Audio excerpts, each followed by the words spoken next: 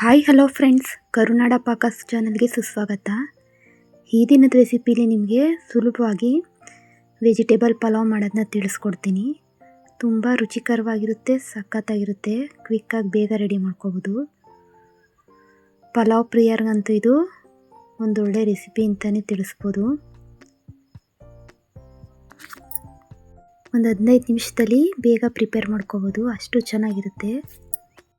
ಮೊದಲು ಒಂದು ಮಿಕ್ಸರ್ ಜಾರ್ನ ತೊಗೊಂಡಿದ್ದೀನಿ.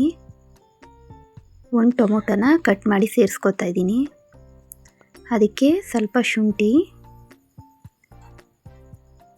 ಒಂದು ಬೆಳ್ಳುಳ್ಳಿ, ಒಂದು 4 ಹಸಿಮೆಣಸಿನ್ಕಾಯಿನ ಕಟ್ ಮಾಡಿ ಸೇರಿಸ್ಕೊತಾ ಇದ್ದೀನಿ. ಪುದೀನ ಮತ್ತು ಕೊತ್ತಂಬರಿ ಸೊಪ್ಪು, ಸ್ವಲ್ಪ ನೀರನ್ನ ಸೇರಿಸಿ ಫೈನ್ ಪೇಸ್ಟ್ ಮಾಡ್ಕೋಬೇಕು.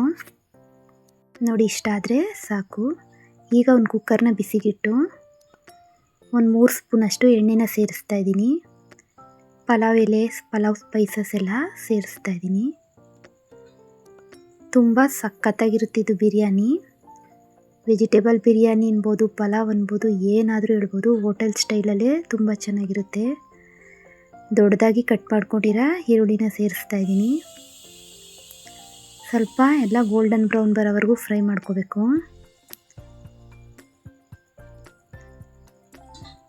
ಈಗ ಇದಕ್ಕೆ ತರಕಾರಿಗಳನ್ನ ಸೇರಿಸ್ತಾ ಇದ್ದೀನಿ. ಅದು ಕೂಡ ರೌಂಡಾಗಿ ಸ್ವಲ್ಪ ದೊಡ್ಡದಾಗಿ ಕಟ್ ಮಾಡ್ಕೊಂಡಿದ್ದೆ. ಅದು ಕೂಡ ಫ್ರೈ ಮಾಡ್ಕೋಬೇಕು ಎಣ್ಣೆಯಲ್ಲೇ. ನಂತರ ಒಂದು ಟೊಮೊಟೊನ ಕಟ್ ಮಾಡ್ಕೊಂಡಿದ್ದೆ, ಅದು ಕೂಡ ಸೇರಿಸ್ತಾ ಇದ್ದೀನಿ. ಇದು ಕ್ಲೀನಾಗಿ ಫ್ರೈ ಆಗಬೇಕು. ನಂತರ ಪುದೀನ ಮತ್ತು ಕೊತ್ತಂಬರಿ ಸೊಪ್ಪು,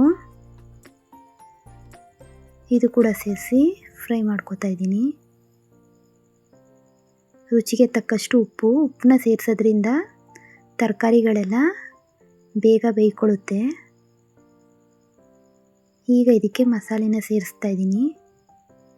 ಏನು ಜಾಸ್ತಿ ಐಟಮ್ಗಳು ಬೇಕಾಗಿಲ್ಲ, ಸಿಂಪಲ್ಲಾಗಿ ಬೇಗ ರೆಡಿ ಮಾಡ್ಕೋಬೋದು. ಇದನ್ನ ಕ್ವಿಕ್ಕಾಗಿ ಆಗುತ್ತೆ, ರುಚಿ ಅಂತೂ ತುಂಬ ಚೆನ್ನಾಗಿರುತ್ತೆ.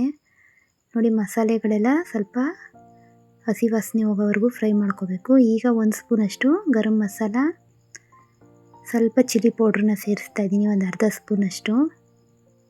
ನಂತರ ಇದೊಂದು ರೌಂಡು ಎಲ್ಲನೂ ಮಿಕ್ಸ್ ಮಾಡ್ಕೋಬೇಕು. ಸ್ವಲ್ಪ ಎಣ್ಣೆ ಬಿಡೋವರೆಗೂ ಇದನ್ನೆಲ್ಲ ಫ್ರೈ ಮಾಡ್ಕೋಬೇಕಾಗುತ್ತೆ. ನೋಡಿ, ನಾನು ಇದು ಮೆಜರ್ಮೆಂಟ್ ತೋರಿಸ್ತಾ ಇದ್ದೀನಲ್ಲ, ಇದರಲ್ಲಿ 1 ಗ್ಲಾಸಷ್ಟು ಅಕ್ಕಿ ತೊಗೊಂಡಿದ್ದೀನಿ. ಒಂದು 1/4 kg ಅಂತ ಹೇಳ್ಬೋದು. 1 ಗ್ಲಾಸ್ ಅಕ್ಕಿನ ತೊಳೆದು ಸೇರಿಸ್ಕೊತಾ ಇದ್ದೀನಿ. ನಾವೇನು ನೆನೆಸೇನು ಇಡೋದು ಬೇಕಾಗಿಲ್ಲ. ಮಾಮೂಲಿ ನಾವು ಯಾವುದು ಊಟಕ್ಕೆ ಯೂಸ್ ಮಾಡ್ತೀವಿ ಅದೇ ಅಕ್ಕಿನ ಸೇರಿಸ್ಕೋಬೋದು. ಇದೇನು ಬಾಸುಮತಿ ಅಕ್ಕಿ ಅಂತೂ ಅಲ್ಲ.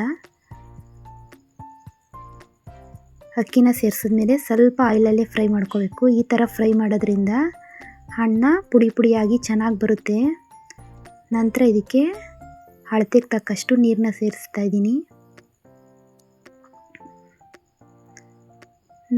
ನೀರನ್ನ ಸೇರಿಸಿದ್ಮೇಲೆ ಇನ್ನೊಂದು ರೌಂಡು ಎಲ್ಲ ಮಿಕ್ಸ್ ಮಾಡ್ಕೋಬೇಕು.